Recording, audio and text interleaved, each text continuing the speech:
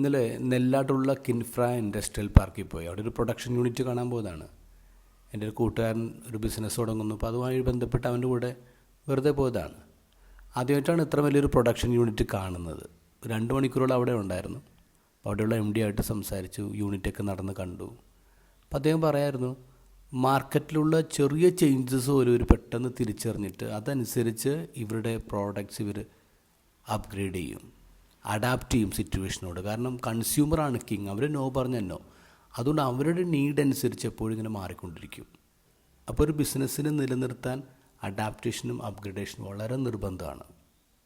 ഇദ്ദേഹത്തെ സംസാരിച്ചുകൊണ്ടിരിക്കുമ്പോൾ ഞാൻ എന്നെക്കുറിച്ച് തന്നെ ചിന്തിക്കുകയായിരുന്നു. ഞാൻ എന്നിലേക്ക് തന്നെ യാത്ര ചെയ്യായിരുന്നു. കാരണം നമ്മളെവിടെയാണ് ഈ അപ്ഡേഷനും ഈ അഡാപ്റ്റേഷനും നടത്തുന്നത്?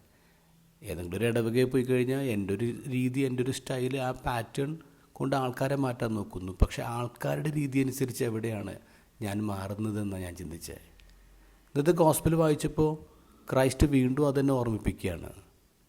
ഇന്നൊരു ക്യൂരിയസ് കേസ് ഓഫ് മിറക്കിളാണ് നമ്മൾ കാണുന്നത്. ഇതിന് മുമ്പ് അതിന് ശേഷവും നമ്മൾ അങ്ങനെയൊന്നും കാണുന്നില്ല.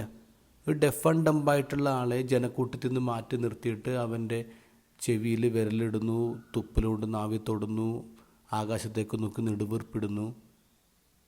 എന്തിനാ ഈശോ അങ്ങനെ ചെയ്തേ? കാരണം അത് അവന് മനസ്സിലാക്കാനാണ്. അവൻ്റെ ഭാഷയിൽ ഈശോ സംസാരിക്കുകയാണ്. Jesus adapted himself to the need of the man.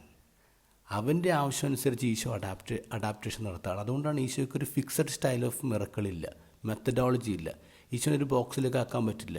Different മിറക്കിൾസാണ് ഈശോയുടെ ലൈഫിൽ നമ്മൾ കാണുന്നത്. ഓരോ മനുഷ്യൻ്റെ നീഡ് അനുസരിച്ച് ഈശോ മാറി എന്നുള്ളതാണ്.